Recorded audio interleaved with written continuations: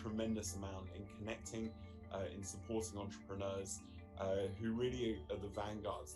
The entrepreneurs are the ones who are out there pushing for change and reimagining our world.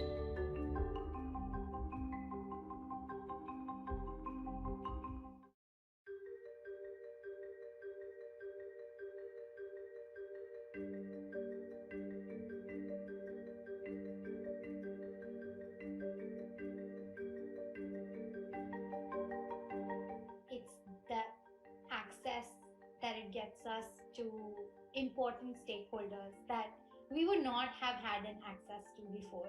I think that in and of itself has been so huge and transformational for us as a startup.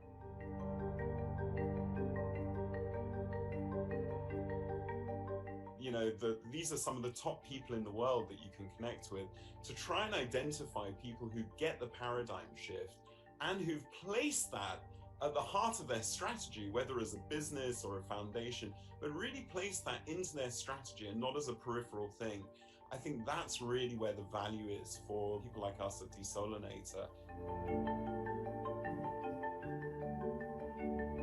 I think the uplink connection has been huge for us because we always had international ambitions.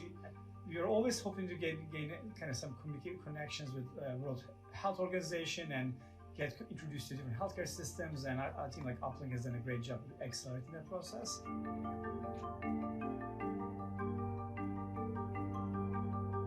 Being part of this cohort has been absolutely amazing in making sure that we are in touch with the right people, again, at the right time, and ensure that our technologies and services are able to not only help with COVID-19, but in any way that we can impact the overall scientific and medical community.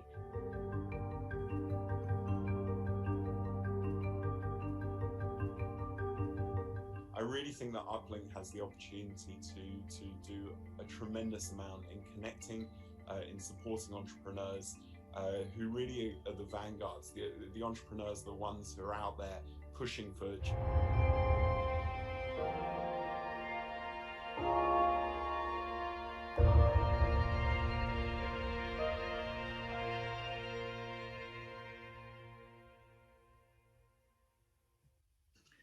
It is my immense pleasure to welcome you all to a conversation where we will consider the importance of enabling equitable, inclusive vaccine distribution and highlight the need for continued global contribution and collaboration. The healthcare and the mobility platforms, supply chain and transport communities have responded to the COVID-19 pandemic, engaging the private and public sector on initiatives that serve the greater good.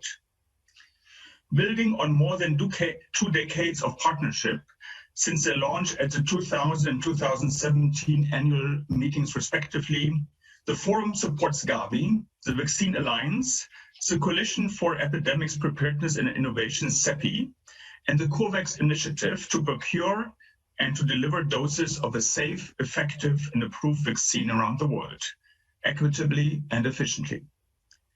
The Access to COVID-19 Tools Act Accelerator is a worldwide collaboration designed to accelerate the development and production of an equitable access to COVID-19 tests, treatments, and vaccines. It is the only instrument of its kind with principles of universal access and equity at its core. During this pandemic, the central role Transport and Logistics Coordination play to enable efficient distribution of essential goods have been spotlighted. To deliver on the inclusive goals of COVAX, the chief executives from leading shipping, airlines, and logistics industries, along with UNICEF and the Forum, signed a charter in December supporting inclusive global vaccine distributions to LMIC. Additionally, to facilitate resolution of an ongoing maritime crew change crisis, the Forum, together with more than 300 companies and organizations, have come together to launch the Neptune Declaration on Seafarer Wellbeing and Crew Change. By recognizing the vital role of transport workers, granting seafarers key worker status, and by prioritizing vaccine allocation for transport crew, we prevent a deepening humanitarian crisis and contribute to a sustainable global economic recovery. With this, it is my pleasure to invite Julianna Tatelbaum from CNBC to moderate our very esteemed panel as we consider the challenge of vaccinating the world, from mass production to last mile delivery. Over to you. Christoph, thank you so much. It is my pleasure to host this very important panel on vaccine delivery. It's an hour-long session. The first 30 minutes are going to be live streamed. The next 30 minutes will be a private session for our forum members and partners. Now, we find ourselves in this incredible situation right now where in less than a year, we now have multiple vaccines that have been proven effective in protecting against COVID-19. Focus now has shifted very firmly to distributing those vaccine doses. And during this panel, we're going to talk about the logistical challenges of getting these doses from their manufacturing sites to the places where they're being administered, vaccination centers, hospitals, clinics. And we're also going to talk about the risks associated with unequal allocation of vaccines, a hugely important topic as these vaccines begin making their way around the world. So to weigh in and provide their expertise on this topic, I'm very pleased to welcome our panelists. We have Frank Appel, the CEO of Deutsche Post DHL. We've got Dr. Seth Berkley, CEO of Gavi, Ms. Dorothea von Boxberg, member of the Executive Board and Chief Commercial Officer, Lufthansa Cargo, and we have Dr. John Nkengasong, Director of Africa CDC. So thank you to our panelists. I really look forward to this discussion.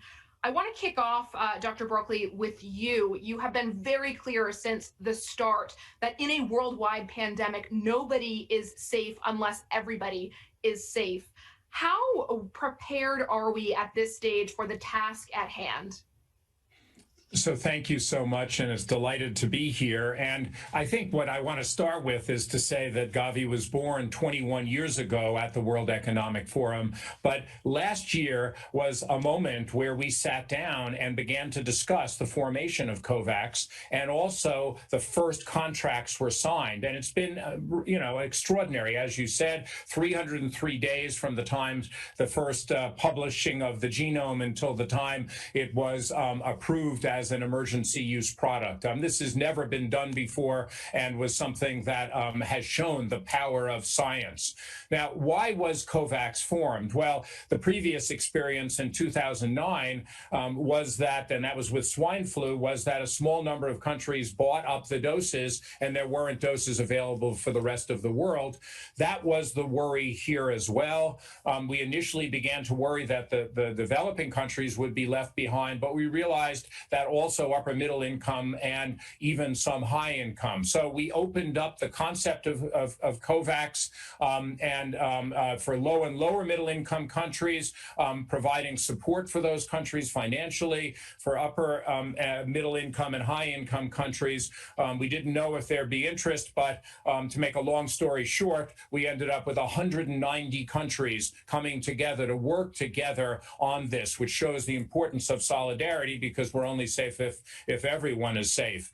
What were the ideas behind it? First, equitable access, which is absolutely critical, creating a portfolio of vaccines, because at the time we didn't know if any were going to work, and certainly we're delighted to see now that a number are working, which is going to be important. To try to reduce bilaterals, we haven't done that so well, but why do you try to do that? You want to have the raw material is used for the most promising vaccines. You want scale up to be successful and the promising candidates to be scaled up and used globally. You want to reduce unhealthy competition.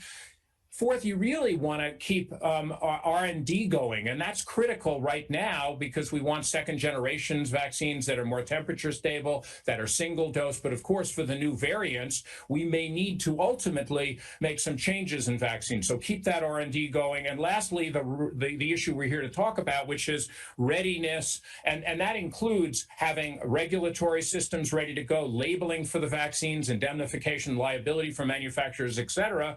But it means going to the last mile. And I'll finish on this to say that in the middle of this year, around March, April, we had a dip in underbelly capacity of flights going to, for example, Africa. And we ended up having to charter aircraft heroically to get these products out. But we rely on this amazing chain of supply, given the fact that vaccines have to be kept in a cold chain. And so we're preparing countries, but we obviously also have to make sure the logistics is in place, not just for the delivery, but the delivery of vaccines to the world. We will start delivering vaccines in February, and in a small way, but be scaling up to try to get to the 2 billion doses by the end of 2021 that we've promised. Dr. Berkley, on that note, you, as COVAX, have pledged to procure around 2 billion doses in 2021. Can you give us any more granularity in terms of when those doses are likely to be distributed, where you are in procuring them, and which countries are poised to get them first? So the idea is equitable access, so we're going to try to distribute them as broadly as possible. There are vaccine doses in vials now. What we're waiting for is regulatory approval of those vaccines so that they can be distributed widely. The applications have been submitted to WHO for pre-qualification, and we're hoping to have something like 145 to 150 million doses delivered in the first quarter, maybe 500 million in the second quarter, and then 1.5 billion in the second half of the year. Obviously, right now, there's a little bit of a global vaccine panic, and so many countries want doses, as of today, and we're doing the best we can to move this forward. But historically, I mean, this will be from the first dose of vaccine till doses are distributed in many, many countries in the developing world. That'll be probably 8 to 10 weeks, which is extraordinary compared to historical timelines. But of course, we would have preferred to have had those doses available simultaneously in developed and developing countries. Dr. Berkley, thank you for your opening thoughts there. I want to turn the conversation now to Frank Appel, the CEO of Deutsche Post DHL. Frank, could you comment for us on the supply situation in Europe? There's a lot of focus this week on the European Union's frustration with drug companies over disruptions to COVID-19 vaccine supplies. The EU Health Commissioner has come out and said all companies producing vaccines in the EU will now have to notify the bloc if they are shipped elsewhere. What is your take on what's actually happening with these vaccine supplies?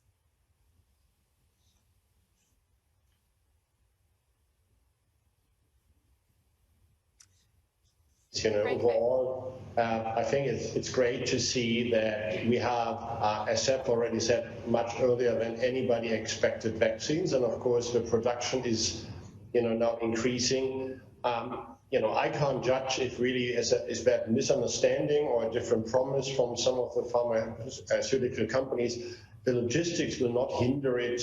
And of course, the EU can decide what has been manufactured in Europe will stay in Europe. Of course, they have transparency about that through their customs processes. If that's the right decision, I can't really judge because I don't know what the pharmaceutical companies have agreed with the Commission or the European countries.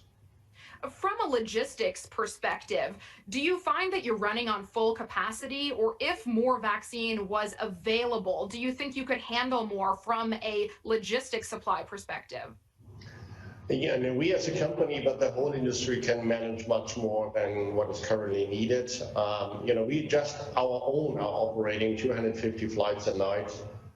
So we can do significantly more. The challenge will be not the global distribution. The challenge of this is finally the last mile in the countries. And of course, that is in some countries much more challenging than in others. So and governments have to work on that. What can they do to prepare their country for the last mile delivery? I believe that different from some other diseases which happens in Africa more than in the developed world, there is commercial interest to produce more vaccine for everybody, different from malaria or others where maybe the return on investment is not sufficient. And that's the reason why we haven't seen any progress in these. There's many NGOs investing here we will produce heavily as a planet, and that of course facilitates then to bring more vaccines as well to the developing countries.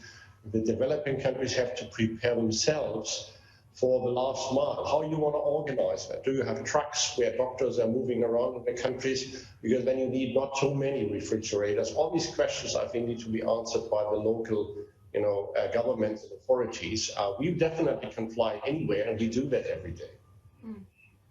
Dorothea, I want to bring you in on the back of Dr. Berkley's comments around having to adjust to the dip in underbelly capacity. And as a cargo airliner, you've played a hugely important role in ensuring the supplies of many essential products through the pandemic, from PPE to food supplies to the vaccines as well. So how, as a business, have you prepared for the demands of this pandemic to be able to adjust and provide the capacity necessary to meet these demands?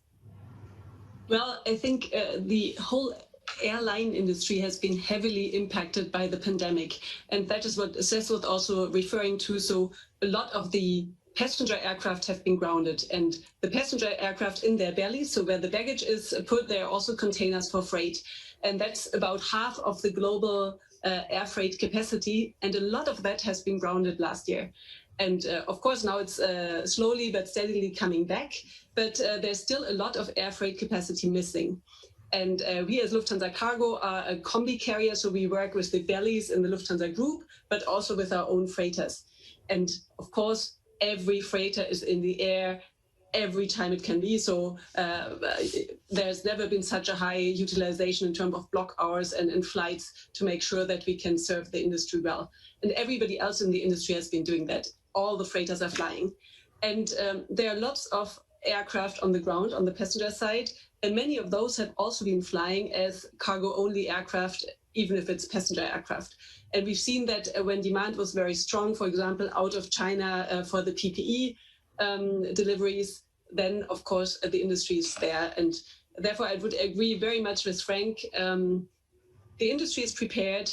There won't be a bottleneck in the air freight section of it to deliver the vaccines. I think we are there. Just to give you another example of what happened in the during the first months of the pandemic, I think PPE has been very much in the media. Everybody has seen it. But another very big topic was so many people moving into home office. And there's been a huge demand for laptops, headsets, speakers, goods that are usually shipped by ocean. But suddenly there was such a high demand instantly that a lot of this has also flown. So I think air freight is always there when things need to move long distance really quickly, then it's available. Thank you, Dorothea, for your thoughts. I want to bring in now Dr. Nkengasong, Director of the Africa CDC. A major worry is that countries with high transmission can act as a breeding ground for resistant variants. And early studies suggest that the South Africa variant, which is of chief concern to the medical community, shows some resistance to neutralizing antibodies. What is the situation like on the ground in Africa? And do you have all the supplies you need to try to control the spread? Thank you, first of all, for including me as part of this panel. I think the best way, I believe, to control the variant is to do two things: to scale up the public health measures that we know they work, and which have worked over the last 1 year in Africa and across the world. And then secondly is to vaccinate quickly. So if we do those two things, then I think then we get rid of the variant problem. Unfortunately, the continent is facing a very aggressive second wave of the pandemic, which is, of course, leading to severe mortality. Last week alone, we witnessed as a continent an increase of about 18% in mortality across all 55 member states. So I think that the issue of vaccines is very important to have that discussion. But we as a continent must recognize that vaccines will not be here when we want them, but as such, we need to really focus on the public health measures that we know work, I think, while waiting for vaccines. So there need to be that complementarity between expansive and extensive use of public health measures and vaccines. Now, with respect to, is the continent ready for vaccine? Of course, yes, the continent is ready. We have to use a phased approach in introducing vaccines on the continent, and also use approaches that will be guided by sound epidemiology. For instance, I mean, in a country like Ethiopia, where I'm resident, we know that about 60 to 70% of the infections are actually here in Addis Ababa, the headquarters of Ethiopia. So this is a country of 100 million people. The capital city is 5 million. So how do we start a vast vaccination program in Addis? If we do that, then we begin to break the backbone of this the pandemic right there in Ethiopia. So I think we really need to be creative and be in the manner in which and strategies in which we introduce the vaccines on the continent. We will learn as we go forward. I think there's absolutely a need to recognize that no country is ready. I mean, including the developed countries, the United States and Britain, they're also learning how to do this at scale, because I don't think in the history of infectious diseases we have ever vaccinated more than 200 to 500 million people in a year. So I think it's a learning process that we all have to go through, but do it quickly. When it comes to the learning process, can you pin down any particular reason that has enabled the emergence of this South Africa variant, as it's been named by the press? What's actually led to the emergence of this threatening variant? No, I think I'm a virologist for 32 years, and we expect that these variants will occur. We are dealing with an RNA virus that is not very stable, and as the virus goes through multiple immune pressures, we expect that, and different passages, that we expect that mutations will occur, and of course it will lead to maybe viruses that will be fitter than the ancestral virus. So I think we expect that to happen.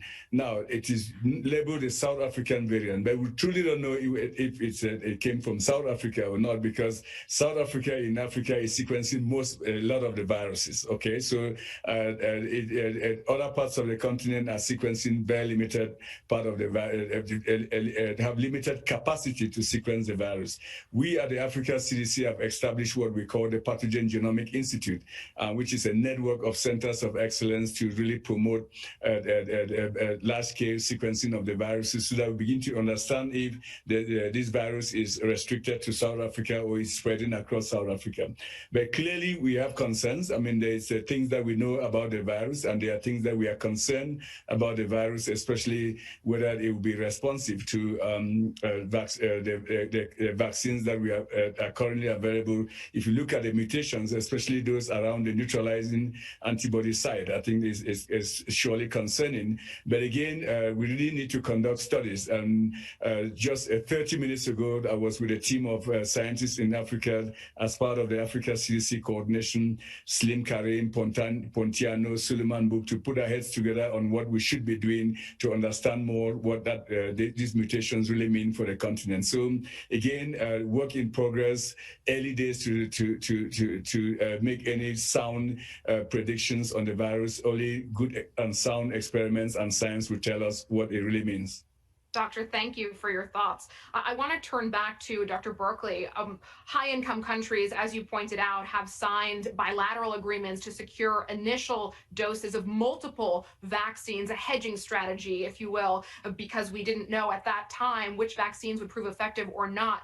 Now we very well may find ourselves in a situation where high-income countries who have gone to secure doses ahead of time may end up with more doses than they actually need. Is there a plan in place to reallocate those excess doses to developing countries as part of COVAX? So, Julianna, thanks for the question.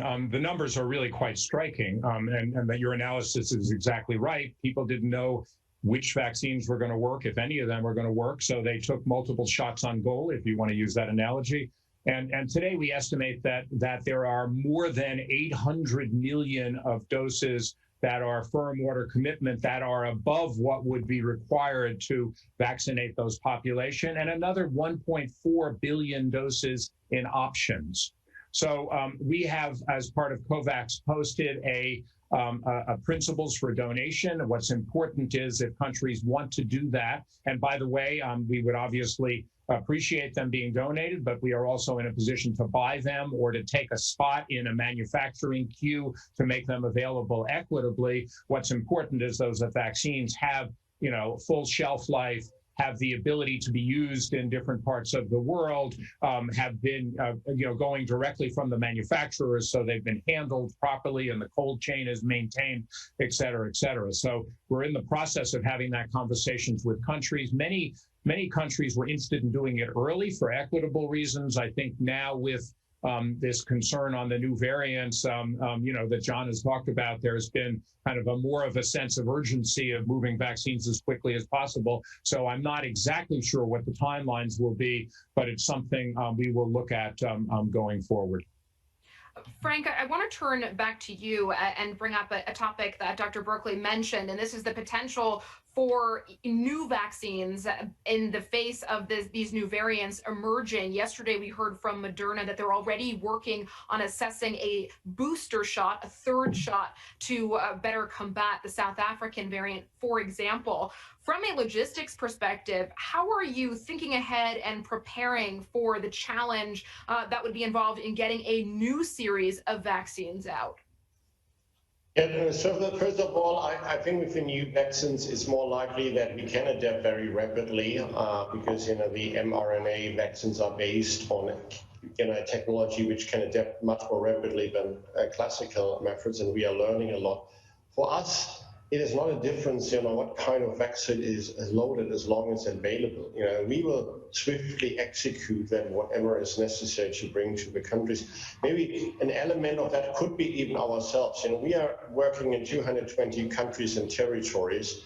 If there's enough vaccine, we would be more than happy to vaccinate our people around the world ourselves at our expense. The problem is, we don't want to buy at the moment from life science companies because we don't want to divert our volumes away from governments. But if the governments are saying, we can't afford it, we don't get access, let's the multinationals, and many of them are president of those, let's them buy them and vaccinate their own people. We make already a right step because we have 570,000 people around the world. If we would vaccinate them, it is not a game changer, but if you do that for the top 500 Fortune 500 companies, it will be a significant step in the right direction. And of course, we would be more than prepared to buy and bring it around the world for our own purpose. And of course, other companies have enough balance sheet strength as well to do that.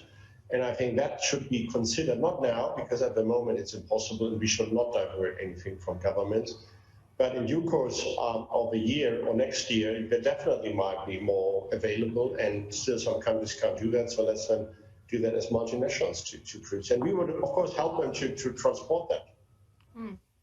Dorothea, you said that air freight is not going to be the bottleneck when it comes to supplying these vaccines. Where are the major issues that still exist? Because clearly there are some constraints that are playing a role in the slow rollout of these vaccines across the world. Well, I think right now it's really a question of vaccine availability. So all the doses that are there are transported and brought to the last miles. And then, of course, last mile is an issue in itself because you don't only need the vaccine, but you also have to have the patient, the doctor, additional material like syringes. So it is a big logistical effort to get everything in place and also keeping the cool chain at the same time for the vaccines. But that is, if you want, out of the realm of the air freight industry, that goes very much into the final distribution last mile. And thinking about the developing countries, I mean, Gavi is working together with UNICEF, and I think UNICEF has a long history in vaccinating in remote places, in getting it done. We're collaborating with them. We've got a long-standing relationship, and I think they will make it possible. But there are lots of obstacles, I think, in the details, yeah? So, and they'll probably vary from place to place. Thank you, Dorothea. Now, I want to turn back to Dr. Nkengasong. One of the first things that Joe Biden's administration did when they took the White House was join COVAX. What does the U.S. re-engaging in the global health effort mean, in your view? So I think we were very encouraged to hear that announcement that the Biden administration had decided to join COVAX. I think, as Seth mentioned, and I've said this in my public pronouncement several times, that COVAX represents and symbolizes that true spirit of global solidarity and cooperation, and which has the potential of becoming the new way of doing business to foster global problems in solving up common threats like this pandemic. We really don't want to this narrative to last that each time the world is threatened, be it in 2009 during the H1N1 pandemic or in 2020 during the COVID, that we all fall inward and then everybody look after themselves and we forget that we are all connected and we are all united. So I think I'm really pleased and encouraged that the Biden administration has decided to join COVAX. Now, the U.S. has always been a force of good when in global health, when they have exercised their leadership, be it in the fight against HIV/AIDS. I think Seth and I used to all work in HIV/AIDS for so many years, and I think until when the United States joined, decided to launch the President's Emergency Plan for AIDS Relief, PEPFAR, then the continent of Africa actually started seeing a remarkable decrease in deaths. I think that is all thanks to the leadership of the United States government and, of course, of the Global Fund that was launched almost at the same time. So the United States leadership in global health has always been remarkable and significant. So we really hope that their return to the need to work collaboratively in a multilateral fashion will mean a plus for the global health community in fighting not just the COVID pandemic, but in guaranteeing the health security of the world. Thank you. I just want to wrap up, going back to Dr. Berkley, and to wrap up some of the things we've heard out of Frank, in particular around the way private companies have been working with governments, but we're starting to see some cracks here, and the EU is just the latest example when it comes to what's gone wrong in the supply of these vaccines. In your view, do you think the commitment is there between the private and public sector to get these vaccines out in an equitable way? I think it is. Of course, now people are focused on right now, when are we going to get our vaccines? But if you stand back for a moment, there are a whole range of new manufacturers. In the next week or two, we expect to see 2 other major manufacturers unblind their clinical trials. Of course, we're very hopeful that they will have positive results as well. The initial vaccines, the Moderna and the Pfizer vaccines, were quite expensive, produced in relatively small quantities to start, and had some issues in terms of their cold chain. So they were not the preferred doses to use globally. Of course, they can be used globally. It just is harder and takes a little additional work. It's kind of this next generation which we are seeing, and I think those will be flowing quickly around the world. And obviously, we don't yet know exactly what we need to do. John made this point. We need to use epidemiology, but do we need a booster for people who, are at high risk? Do we need another additional vaccine? Do we want to increase the coverage of the vaccines over the population? These are all answers that we're only going to find out as we understand the epidemiology of the disease better. Thank you so much for your thoughts, and thank you to all of our panelists: Frank Appel, CEO, Deutsche Post DHL, Dr. Seth Berkley, CEO, Gavi, Ms. Dorothea von Boxberg, member of the Executive Board and Chief Commercial Officer from Lufthansa Cargo, and Dr. John Nkengasong, Director, Africa, CDC. This concludes the live stream portion of this session. For our forum members and partners, please stick around for an informal discussion with our panelists next. Thank you so much for joining us.